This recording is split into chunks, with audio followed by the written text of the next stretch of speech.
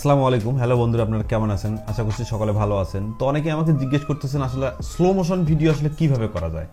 তো এটা আসলে ক্যামেরার উপর অনেকটা ডিপেন্ড করে। তো ক্যামেরা যদি আপনার ভালো হয় সেক্ষেত্রে স্লো মোশনটা খুব ভালোভাবে করা যায়। এখন আপনার ক্যামেরার সেটিংয়ে যেতে হবে, সেটিংয়ে যাওয়ার পর ভিডিও সেটিংয়ে যেতে হবে, ভিডিও সেটিংয়ে যাওয়ার পর এখানে দেখতে হবে যে আপনার রেজলিউশন কত আছে, 1920 1080 30 fps আছে নাকি 24 fps আছে নাকি 60 fps। যদি আপনার ক্যামেরায় 1920 1080 60 fps থাকে তাহলে সেটা সিলেক্ট করে দিবেন। সিলেক্ট করে দেওয়ার পর আপনাকে ভিডিও করতে হবে।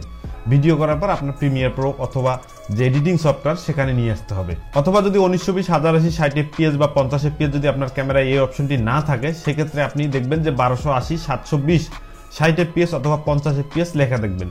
সেখানে আপনি সিলেক্ট করবেন। সিলেক্ট করার পর তারপর আপনি এটা ভিডিও করবেন। এই সেটিংয়ে যাওয়ার পর আপনাকে ভিডিওটি করতে হবে। ভিডিওটি করার পর আপনাকে পিসিতে আনতে হবে। পিসিতে আনার পর এডিট করতে হবে। এডিট করার পর আপনি ওইটা স্লো মোশন করতে পারবেন। তো সেক্ষেত্রে আমি বেছে নিয়েছি প্রিমিয়ার প্রো। প্রিমিয়ার প্রো তো প্রথমে গেলাম, যাই এখানে প্রথমে ফাইলে গেলাম, ফাইলে যাওয়ার পর নিউয়ে গেলাম, নিউয়ে যাওয়ার পর প্রজেক্ট। প্রজেক্টের মধ্যে যে কোনো কিছু আমরা একটা লিখে দিব, অর্থাৎ ওই যে ভিডিওটা আছে সেই ভিডিওটা আমরা লিখে দিব।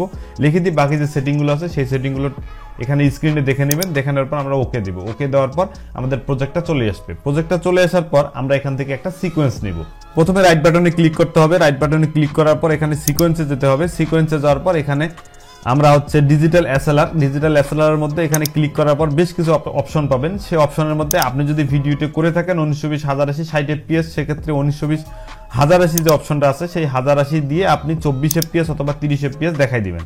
আর যদি আপনি আরো রেজলিউশন কমাই দিতে চান সেক্ষেত্রে আপনি 720 এ যেতে পারেন। সেক্ষেত্রে 720 হচ্ছে 1280 720। এক্ষেত্রে আপনি 24 fps দেখাই দিবেন। তো আমি এখানে দেখাই দিলাম 1080 30 fps। 30 fps দেওয়ার পর আমি এখানে ওকে করলাম। ওকে করার পর আমার মোটামুটি সিকোয়েন্সটা আমরা কমপ্লিট করলাম। সিকোয়েন্স কমপ্লিট করার পর এখানে রাইট বাটনে ক্লিক করলাম। রাইট বাটনে ক্লিক করার পর ইম্পোর্টে গেলাম। ইম্পোর্টে যাওয়ার পর আমাদের যে ফাইলটি আছে সেই ফাইলটি আমরা এখানে দেখাই দিব। তো আমার এখানে যে ফাইলটি আছে আমি সেই ফাইলগুলো এখানে দেখাই দিলাম। দেখাই দেওয়ার পর এখানে প্রিমিয়ার প্রোতে নিচেই যে অপশন আপনারা দেখতে পারবেন, এখানে দেখাবে যে আপনি কত fps এ শুট করছেন। যেমন আমার এখানে দেখাচ্ছে এখানে যে উপরের ফাইলটা তা 29 fps, তারপরে এটা 29 fps, এটা 29 fps, হ্যাঁ সবগুলো 29 fps। নিচে একটা দেখতে পাচ্ছেন 59 fps, অর্থাৎ এটাই 60 fps। এই 60 fps এর ফুটেজটা আমি এখানে ট্যাপ করে নিয়ে আসলাম, ড্র্যাগ করে নিয়ে আসলাম। এখানে কোনো কিছু চেঞ্জ করার দরকার নাই। কিপ এখানে আমরা ক্লিক করলাম। ক্লিক করার পর আমাদের ফুটেজটা চলে আসলো। আমাদের এই ফুটেজটা চলে আসার পর আমরা দেখেন যে এটা 59 fps হয়েছে। আমরা এখন এটা প্লে করে দেখব। অর্থাৎ আমার এটা এখন স্ক্রিন ছোট দেখতেছেন। তো এই স্ক্রিনটা বড় করার জন্য আমি যেহেতু 1280 720 fps এ করছি এবং সিকোয়েন্সটা নিচ্ছি আমি 1920 1080 তে, সেক্ষেত্রে আমার এখানে স্কেলটা আমাকে বাড়াই দিতে হবে। স্কেলটা আছে 100%, সেখানে আমাকে 150 করে দিতে হবে। 150 করে দিলে মোটামুটি ফুল স্ক্রিন হয়ে যাবে। এখন আমরা প্লে করে দেখব যে এই ফাইলটা অরিজিনাল যে রেজলিউশনটা আছে অর্থাৎ 60 fps এ করা সেই ফাইলটা এখানে দেখতে পাচ্ছেন। অর্থাৎ এটাকে আমরা এখন স্লো মোশন কিভাবে করব। স্লো মোশন করার জন্য এটা আমি ডিলিট করে দিলাম। ডিলিট করার পর এখানে দেখতেছেন যে ফুটেজটা আছে সেই ফুটেজটাতে রাইট বাটনে ক্লিক করলাম। ক্লিক করে উপরে দেখতেছেন মডিফাই। এই মডিফাই ক্লিক করার পর এখানে নিচে আপনি একটা অপশন দেখতেছেন ইন্টারপ্রিয়েট ফুটেজ। এই ফুটেজ আমরা ক্লিক করলাম। ক্লিক করার পর এখানে উপরে দেখতেছেন যে fps-টা সেই fps-টা দেখা যাচ্ছে। এখানে আমরা মডিফাই করব। মডিফাই করার জন্য নিচের অপশনটা আমরা সিলেক্ট করে দিলাম। দেওয়ার পর আমরা এখন এটা কত fps করব। ধরেন আমি এখন 24 fps করব, সেক্ষেত্রে আমি 24 এখানে লিখে দিলাম। 24 লিখে দেওয়ার পর ওকে করলাম। ওকে করার পর এখন দেখতেছেন যে নিচে আমার 24 fps দেখাচ্ছে। এখন আমি এটা ড্র্যাগ করে এখানে নিয়ে আসলাম। নিয়ে আসার পর এখন এখানে যা আছে তাই আমার কোনো fps চেঞ্জ করতে হবে না। এখানে আমি এখানে আমি ক্লিক করলাম। ক্লিক করার পর যেহেতু আমার ফুটেজটা ছোট সেক্ষেত্রে ফুটেজটা বড় করার জন্য আমাকে 150 দিতে হবে। 150 আমি এখানে দিলাম। দেওয়ার পর মোটামুটি ফুল স্ক্রিন হয়ে গেছে। এখন আমি এই ফাইলটা প্লে করে দেখাচ্ছি যে কতটা স্লো মোশন হয়েছে।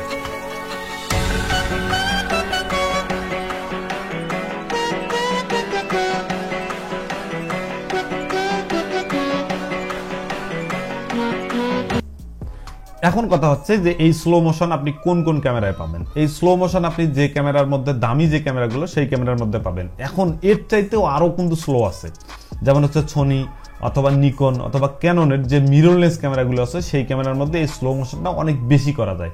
সেক্ষেত্রে 120 fps করা যায়। যেমন আপনার ক্যাননের M50, সোনির যেমন A7 এর সিরিজের ক্যামেরাগুলো, তারপর যে নিকনের জেড সিরিজের যে মিররলেস ক্যামেরাগুলো, এই ক্যামেরাগুলোর মধ্যে আপনি 120 fps করতে পারেন স্লো মোশন। এবং 120 fps অর্থাৎ এটা সুপার স্লো মোশন, আরো বেশি সুপার স্লো মোশন করতে পারবেন। আমি আরেকটা ফুটেজ নিয়ে দেখাচ্ছি, এটার fps আরো বেশি, অনেক বেশি।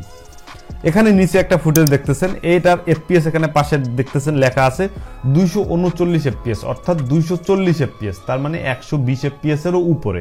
আমরা এই ফুটেজটাকে এখন ড্রাগ করে এখানে নিয়ে আসব। এই ফুটেজটাকে এখানে নিয়ে আসলাম, নিয়ে আসার পর যা আছে তাই আমরা সেটিং দিলাম। সেটিং দেওয়ার পর এখানে আমরা প্রথমে নিয়ে আসলাম, নিয়ে আসার পর এটা যেহেতু স্ক্রিন ছোট, সেক্ষেত্রে আমাকে স্ক্রিনটা বড় করতে হবে। আমি এখানে 150 দিলাম, স্ক্রিন ফুল স্ক্রিন।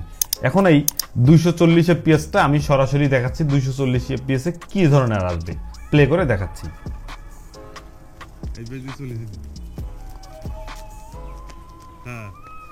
এটা হচ্ছে অরিজিনাল যে 240 এফপিএস এ করা সেই ফুটেজ।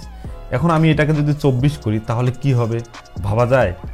আচ্ছা, এখানে আমি আবারও রাইট বাটনে ক্লিক করলাম, ক্লিক করার পর এখানে মডিফাই গেলাম, মডিফাই যাওয়ার পর এই যে নিচের যে অপশনটা আছে সেই অপশনটা সিলেক্ট করে দিলাম। এখানে দেখতেছেন 239 এফপিএস আছে, আমরা এখানে মডিফাই করব। মডিফাই করার পর ফ্রেম রেটটা এখানে আমরা বসাই দিব 24 এফপিএস। দেওয়ার পর আমরা ওকে করলাম, ওকে করার পর এখন এই ফুটেজটাকে নিয়ে আমরা এখানে ড্রাগ করে এখানে নিয়ে ছেড়ে দিলাম। ছেড়ে দেওয়ার পর এখানে সেটিং যা আছে তাই আমরা দিয়ে দিলাম। দিয়ে দেওয়ার পর আমরা এটাকে ফুল স্ক্রিন করলাম। যেহেতু আমি 1280 720 এফপিএস এ করছি, সেহেতু আমি এটাকে ফুল স্ক্রিন করে দিলাম, 150 করে দিলাম। এখন আমরা দেখবো যে এইটা কতটা স্লো হয়েছে, কারণ 240 এফপিএস, 240 এফপিএস কে আমরা মাত্র 24 এফপিএস করলাম। এখন এটা আমরা প্লে করে দিব। এখানে ডাবল ক্লিক করলাম, ডাবল ক্লিক করার পর ফুল স্ক্রিন করলাম, এখন আমরা প্লেতে দিলাম। এখন দেখেন স্লো মোশন কাকে বলে।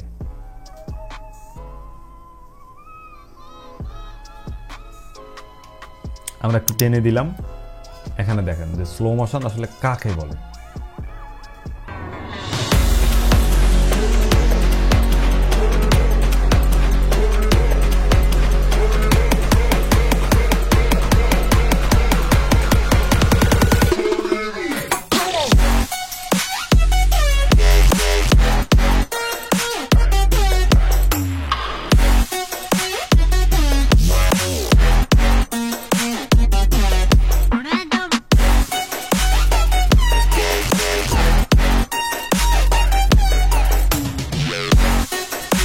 এই ধরনের যদি সুপার স্লো মোশন করতে চান, সেক্ষেত্রে আপনার ক্যামেরা অনুযায়ী দাম, অর্থাৎ যে ক্যামেরার দাম যত বেশি হবে সেই ক্যামেরার মধ্যে তত বেশি এফপিএস পাবেন। তবে ডিএসএলআর যে ক্যামেরাগুলো আছে সেগুলোর মধ্যে আপনি 120 এফপিএস সম্ভবত করতে পারবেন না, 60 এফপিএস পর্যন্ত করতে পারবেন। যদি মিররলেস ক্যামেরায় যান সেক্ষেত্রে আপনি 120 এফপিএস করতে পারবেন, 240 এফপিএস করতে পারবেন, এবং যদি আপনি রেড ক্যামেরায় যান সেক্ষেত্রে আপনি 400-500 এফপিএস করতে পারবেন, এবং অনেক কিছু দামি ক্যামেরা আছে সেগুলোর মধ্যে আপনি 1000 এফপিএস পর্যন্ত করতে পারবেন। অর্থাৎ আমরা যে মিউজিক ভিডিওগুলোর কাজ করি বা মিউজিক ভিডিওগুলোর মধ্যে যে শর্টগুলো দেখি, এগুলো প্রায় সবগুলোই হচ্ছে 60 এফপিএস এ করা, এবং 120 এফপিএস এ কিছু কিছু শর্ট আছে 120 এফপিএস এ করা। তো এই ধরনের যদি শর্ট নিতে চান, যারা মিউজিক ভিডিও করতে চান, শর্ট ফিল্ম করতে চান, তাদের জন্য আসলে স্লো মোশনটা খুব একটা গুরুত্বপূর্ণ বিষয়। তো আপনি যখন ক্যামেরা কিনবেন, ক্যামেরা ক্রয় করার সময় অবশ্যই আপনি দেখবেন যে এই ক্যামেরার মধ্যে সেই এফপিএসটা আছে কি নেই, মানে কত এফপিএস এ শুট করা যায়, এই বিষয়টা দেখবেন। আশা করছি আজকের ভিডিওটা ভালো লাগছে। আর এরপর আপনি কোন ধরনের ভিডিও দেখতে চান তা অবশ্যই আমাকে কমেন্ট করে জানাবেন, কারণ আপনাকে সাহায্য করাটাই আমার উদ্দেশ্য। সবাই ভালো থাকবেন, সুস্থ থাকবেন, আল্লাহ হাফেজ।